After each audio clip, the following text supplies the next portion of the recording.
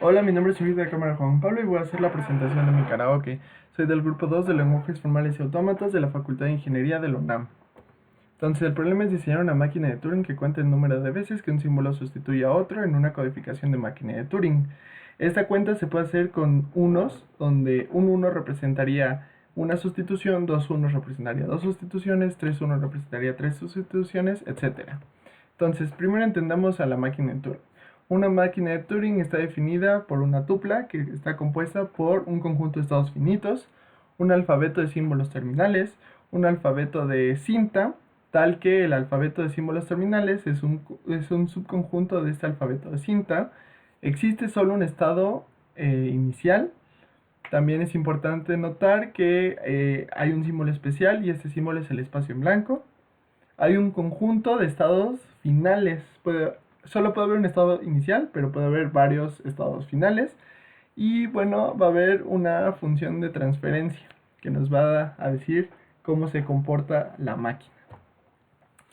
Ahora hablemos de la codificación de una máquina de Turing. Es posible representar la función de transición de la máquina de Turing como una cadena de ceros y unos.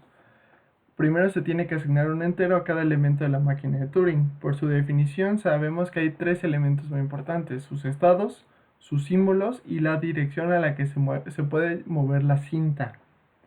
Y bueno, prácticamente se trata de hacer un mapeo con los números naturales. Supongamos que tenemos esta máquina de Turing. Su mapeo sería el siguiente: podemos ver que sus estados están mapeados a un entero, también sus símbolos y también las direcciones a las que se puede mover la máquina de Turing. Ya con esto en mente, pues, se puede representar cualquier función de transferencia siguiendo la siguiente especificación de ceros y unos. El primer conjunto de ceros representa la función de transición en el estado en el que nos encontramos. Entonces viene un 1 y después viene otro conjunto de ceros. Esos conjuntos de ceros representan el símbolo que se está leyendo en la cinta. Después viene un 1, después viene otro conjunto de ceros que representan al estado al que nos moveríamos en por esa función de transferencia. Después viene un 1, después viene otro conjunto de ceros y ese conjunto de ceros representa el símbolo que se sobreescribiría en la cinta, en esa posición en la que nos encontramos. Viene un 1 y por último viene otro conjunto de ceros y esos conjuntos de ceros representaría la dirección a la que se movería esa cinta de acuerdo pues a la función de transferencia. Y bueno, debido a que las transiciones que tiene una máquina definen su comportamiento, es posible representar toda una máquina de Turing con una cadena compuesta por el alfabeto de ceros y unos. Bueno, para lograrlo es escribir estas funciones de transferencia de la máquina, obviamente a las cadenas de ceros y unos que vimos, y luego concatenarlas unas con otras. Y bueno, para separar una transición de otra se pone un doble 1. Al final nos queda una expresión regular como la que se muestra aquí. Podemos ver que la primera parte pues nos representa que por lo menos debe existir una transición que represente una máquina, y la segunda parte nos representa que puede haber n cantidades de transferencias diferentes. Planteamiento del problema. Entonces, hay que diseñar una máquina de Turing que analice lo solicitado para otra máquina de Turing. Es para eso que se emplea la codificación, para poder ingresar cualquier máquina a nuestra máquina y poderla analizar. Entonces, la estrategia para la solución: la parte que nos interesa a nosotros en cada codificación, en cada función de transferencia, es la subrayada. Y para que no se cuente como sustitución, se debe dar el caso de que por lo menos una de las dos partes subrayadas sea la cadena vacía, es decir, no existe esa parte. Veamos estos ejemplos. En el ejemplo 1 podemos ver que en ambas partes que nos interesa hay algo, entonces sí se cuenta como sustitución. En el ejemplo 2 podemos ver que en ambas partes, a pesar de que representarían lo mismo, hay algo, y para efectos de este caso sí cuenta como sustitución.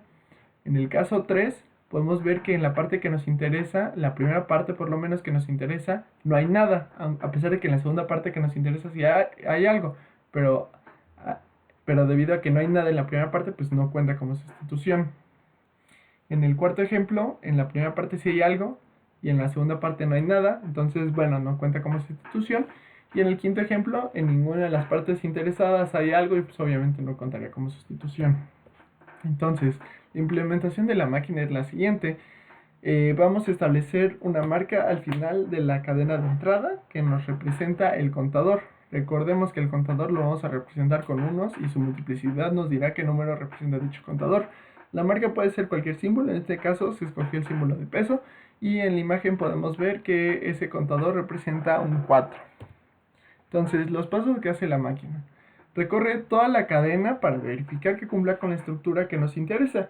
Si no llegara a cumplir con esa estructura, bueno, pues se rechazaría esa cadena. Si se llega al final, pues se establece la marca del contador que pues, nos va a ayudar a distinguir entre la cadena de entrada y el contador. Y bueno, ahora sí nos regresamos otra vez al inicio de la cadena para poder analizarla bien, de acuerdo a lo que queremos. El chiste es ir analizando transición por transición y verificar las posiciones que queremos, ¿no? Que nos interesan. Entonces, si en alguna de las posiciones objetivos no hay nada, el chiste es terminar de recorrer la transición. Si después, si después de recorrer la transición se encuentra con la marca del contador, pues es que ya acabamos de terminar de recorrer toda la cadena y bueno, ya se llegaría a un estado final. Pero si es el caso que después de recorrer esa transición se encuentre con un W1, significa que hay otras o no sé cuántas posibles transiciones más. Entonces ese W1 se sustituye con RR para indicar que ya leímos esa función de transferencia. Y bueno, iniciamos a leer la siguiente función de transición. Y bueno, se repite el paso 3. Si se encuentra algo en esas posiciones, en ambas posiciones por lo menos, al igual también se termina de recorrer la transición.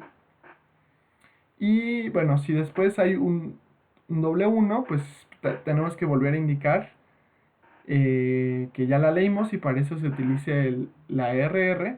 Y bueno, nos vamos hasta el final, hasta llegar hasta el contador.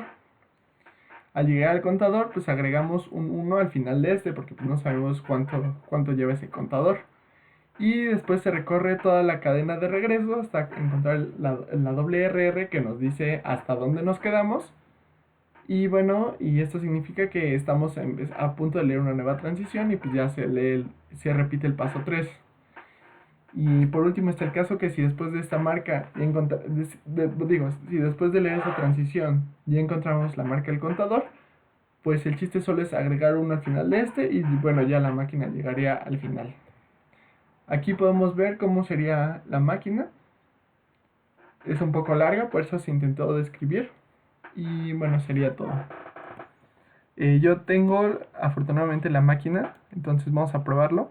Vamos a agarrar este input y vamos a ver que hay, bueno, solo es una función de transferencia y vemos que hay sustitución. Entonces si la pruebo, me debería de aparecer un 1, porque si hay sustitución. Y aquí vemos el contador que hay un 1. Y bueno, podemos ver que la máquina es correcta. Eso sería todo.